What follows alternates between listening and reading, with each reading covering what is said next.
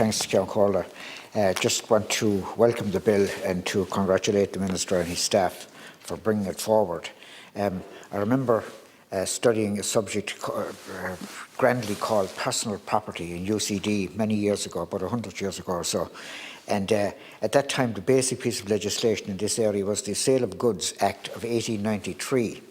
And the Sale of Goods Act of 1893 provided that goods had to be of merchantable quality or fit for the purpose required. There was, of course, subsequent legislation in 1980 and European influence directives in 1982-83, which seems to me to have caused more confusion than elucidation. However, this bill, which enshrines a whole plethora of consumer protection measures into Irish law, certainly rectifies that. And I very much welcome it. One of the attractive features of the bill, I suppose, is the fact that it creates greater flexibility, in relation to things like price reductions and withholding payments for goods which have been partially paid for already. A lot of this is happening in real life already, but it's very important to be underpinned by law, which is now being done, and I very much welcome that. The bill also deals with a number of lacunae or gaps in the laws that exist at the moment, particularly in the advertising area, which I very much welcome. I listened to an earlier part of the debate and I heard Deputy O'Reilly referring to this in the context of beauty cream. I don't have any very much personal experience of that material myself, but anyway, look, the fact of the matter is that what I do notice is that somebody wants to purchase a product and they check out where they can source it, and then because they're unfamiliar with the supplier, they go on Google, and lo and behold, they find that Tricky Dick, the supplier, has a whole lot of loads of testimonials, as evidence of the fact that he's the most honest guy that ever walked the face of the earth. Small wonder. Because he's probably written all those testimonials himself. Now, it's rampant on the internet now, where they've actually got actors mouthing those testimonials, which of course have been written by the supplier themselves. So this is grossly fraudulent. It is reprehensible. It is totally immoral, and it's amazing to me that it's taken so long to make it illegal. But I really do. I really do welcome the fact that it's now been made illegal. Now, in relation to the digital side of things, of course, a lot of the consumer protection law that's on the statute books was put there before the advent of the internet, so it doesn't capture digital sale and supply of digital goods and services. And it's very important it does, because increasingly more and more business is now being done digitally, even down to high street shopping, which is increasingly done online.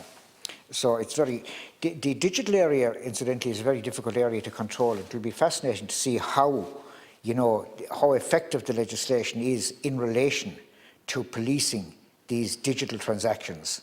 When people are contacting the cloud, or when they're accessing material that has to be streamlined or downloaded, that will be fascinating to watch. But I think the bill makes a very good effort to deal with that situation.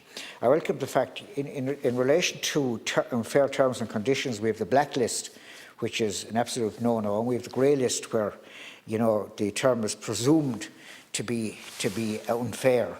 There's been a number of very welcome additions to the blacklist in this legislation, which again I welcome very much.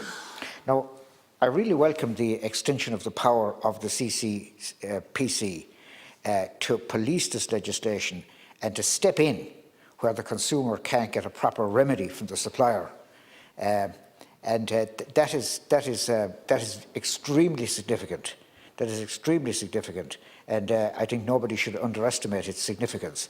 I notice, incidentally, in section 34 of the bill that once you don't claim twice, that the bill is in addition to, it's not an alternative to, it's in addition to present remedies. So if somebody chooses to do so, they can rely on the old Sale of Goods Act of 1893, passed in the reign of Queen Victoria, and seek the appropriate remedies set out there. Now, one point I would make, or 2 points I would like to quickly, at the time remaining to me, to make to the Minister are as follows. Firstly, the new legislation will certainly increase litigation. Of that there is no doubt. And unfortunately, that is happening at a time when the access to the courts is becoming increasingly difficult. The time limit is beginning to grow again and the costs are rising again. Now, I understand there's a commitment in the programme for government to set up some sort of forum to, discover ways to ease and cheapen access to the legal system. Well, I wish that forum the very best of luck, but I think I don't know if it's been set up yet, but if it hasn't been set up, I certainly think that we want to be setting it up very quickly. Also, the powers of the CC, the Consumer and Competition Authority, are going to be massively increased. Now, that will require extra staff. It will require extra bodies because, we have several organisations in this country. One, the RTB, springs to mind immediately, where the rules are there. The people in question are operating those rules fairly and as efficiently as they can, but they are simply overwhelmed. They are simply overwhelmed. And the time it takes to get a remedy, and sometimes even to get an answer from the RTB in these circumstances, has certainly devalued. It has devalued the work of the RTB, and I don't want to see that happening here. So I would expect that when the next budget, when the Minister for Finance stands up to announce the next budget, there will be a substantial increase in provision for the Consumer Competition and Consumer Protection Committee. Finally, I would say to the Minister, and I know I'm speaking to the converted here, it's a very long piece of legislation, runs to 166 pages. I would ask him to be generous in relation to amendments that will be put forward, because despite the wonderful work that has been done by the parliamentary draftsman and the staff in the department, nobody has a monopoly of wisdom. And as I read through the Act, I see several places where it could be usefully amended to strengthen it. For example, Section 47, which is a very useful section dealing with transactions involving motor vehicles. I think it's too tightly drawn, quite frankly. And I think it could be made much more efficacious if it could be made more flexible. So again, I congratulate the Minister on his initiative in bringing this legislation before the Dáil, and I wish it a speedy passage. I hope it will go through unopposed. I heard several cribs from the opposition benches about the fact that we're already past time for implementing for transposing the EU directives. Well, I mean, these EU directives have been transferred very, very quickly, now comparatively speaking, and I could go back and cite what happened in the past, but I won't. Time doesn't permit me to do that.